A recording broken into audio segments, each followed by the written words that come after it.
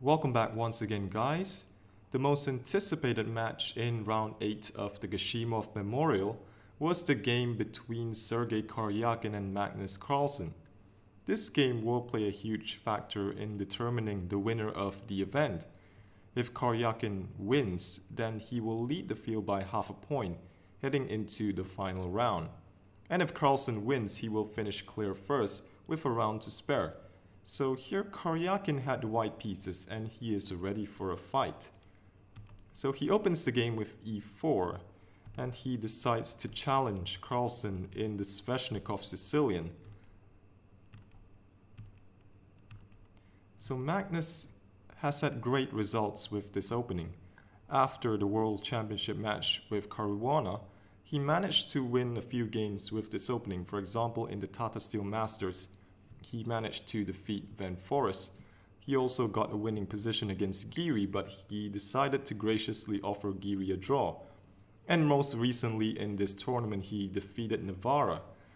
So the game continued knight b to d5, d6, knight d5, knight captures, e captures d5, and here Carlsen goes knight to e7. So Carlsen has won a game in the previous rounds against Navarra with knight b8, but here he goes knight e7. So here Karjakin goes c4, knight g6, queen to a4, so bishop intercepts, queen b4, and previously queen b8 has been played by Carlsen against Van Forest, but here he goes bishop f5. Queen a4 from Karjakin, bishop comes back, queen b4, bishop f5. So a draw wouldn't be a bad result for Magnus, as he will still be in the lead, so Karjakin decides to avoid the repetition. Karjakin goes h4, so Magnus in turn stops the pawn advance with h5 and bishop g5. So this is the new move in the position. Previously bishop e3 has been played in the Carlsen-Caruana World Championship match. In this game we see bishop g5, queen to b8, bishop e2, a6, so the knight drops back, queen c7, g3, so just gaining control of the f4 square. So here bishop e7 from Carlsen, and Karjakin decides to keep the bishop. He drops it back to e3. So he could need the bishop to challenge black's knight on a dark square, on a dark central square, for example on d4 or e5. And here Magnus goes e4, so this creates an outpost for his knight. Karjakin castled, and Magnus castled as well. It does leave the pawn on h5 hanging, which was captured by Karjakin. But after knight e5, black has compensation in terms of his very strong knights on e5, and white's potentially vulnerable light squares around the king. So this pawn on e4 could also serve a purpose in supporting the knight to one of these squares. So here we have bishop back to e2, as this pawn was under attack by the knight and queen. Queen d7, so black's compensation becomes a bit clearer now. Carlsen wants to go bishop g4, and if the queen manages to land on g4, it could be quite dangerous, with ideas like knight f3 coming, knight captures, bishop captures also in the air. So here queen to a4 from Karjakin. Magnus keeps the queen on the board, also keeping the idea of bishop g4 alive. So Karjakin felt that he had to do something in this position. He played c5, and this seems like a reasonable try. He could also have tried bishop d4, where the bishop's retreat to e3 earlier would have made sense. So white is simply preparing to eliminate that knight. If knight f3 check, bishop captures, pawn captures, queen to d1, so white has to eliminate this dangerous f3 pawn. After bishop h3, queen captures, bishop takes f1, rook takes f1, queen takes c4. This is definitely playable for Karjakin, despite being down the exchange. But here c5 is also fine. Karjakin tries to complicate the position, hoping for counterplay in this passed d-pawn. So here there's absolutely nothing wrong with the move b5. However, Carlsen rejected this as it forces queen c2, which isn't what Magnus wants. Instead, he played the move c4, so this creates an opportunity for Karjakin to make a mistake, which he did immediately with knight to c3, so the knight was no longer defended by the queen. Karjakin retreats it to c3, but queen c2 was the better defensive move. It does put the knight in an awkward pin, but this was necessary considering what happened in the game. So in the game after knight c3, b5 from Carlsen, queen back to d1, Black's position looks much easier to play, so many natural moves, for example, bishop d6, rook to e8 is very natural, knight d3 also very natural, but Carlsen follows up with his plan. He goes b4. Knight to a4, bishop e4. So we now see why queen c2 was necessary. Karjakin's knight is now misplaced on the edge of the board, and this allows Carlsen's bishop to now look menacingly at the light squares around the king, and the threat is also to play queen h3.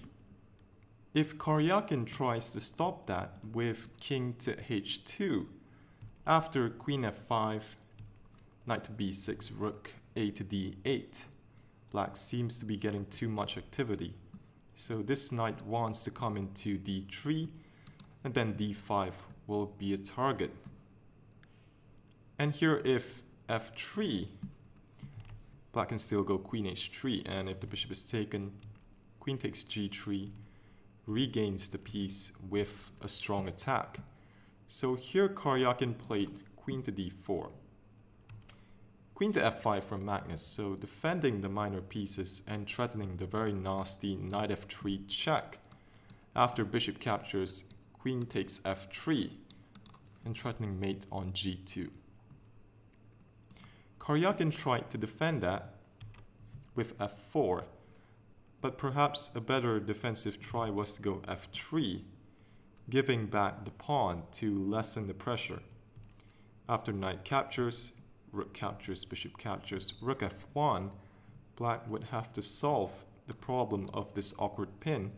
He can go queen c2, but this is not so clear. And on bishop takes f3, rook a to e1, so first protecting this bishop, and then play queen to f4. This gives white some stability. If instead of bishop d6, let's say queen h5, with the idea of trying to capture, play knight f3 check, white can go queen d1. So back to the game, Karjakin played f4, Magnus played queen to g6, so hitting the pawn on g3, bishop f2 from Karjakin defending, and now Magnus plays his knight into d3. This knight is simply a monster and it has to be removed as soon as possible. So here white should go bishop takes d3. If bishop takes d3, rook fe1, bishop f6, rook e5, this is still messy. A better continuation for Magnus would be to play c takes d3, and here play f5 to support that nicely centralized bishop. Black also has the dangerous passed pawn. So this is still a better alternative for white compared to the game's continuation. In the game, Karjakin played h5, queen f5, and here bishop takes d3 was again necessary. But Karjakin played bishop g4, allowing the strong knight to remain on d3, and this is a big mistake. So here queen takes g4, queen takes e4 from Karjakin, Magnus plays bishop d6, simply blockading this pawn, and now threatening a capture on f4.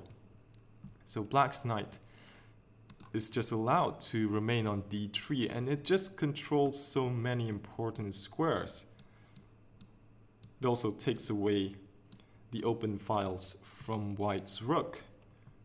Karjakin goes queen g2, so defending against the capture on f4. But this game is now objectively lost. Carlsen proceeds to bring his major pieces into the game. So once again, notice how strong that knight is on d3, just controlling e1 and c1. So bishop d4 from Karjakin. We have queen takes h5, queen to f3, so this stops the rook from coming in at the moment, but queen g6, again pinning this pawn. So threats like knight takes 4 are still in the air. But more importantly, Carlsen is preparing to double rooks, and Karjakin is completely helpless in this position. He played king h1, but Magnus simply doubled the rooks. And in this position, Karjakin had enough, and he resigned. A possible finish would be, say, rook a d1, knight takes f2, queen captures, rook e2, queen f3, queen h6 check, and queen h2 mate. And if we have rook takes f2, rook e3, and white's position is collapsing.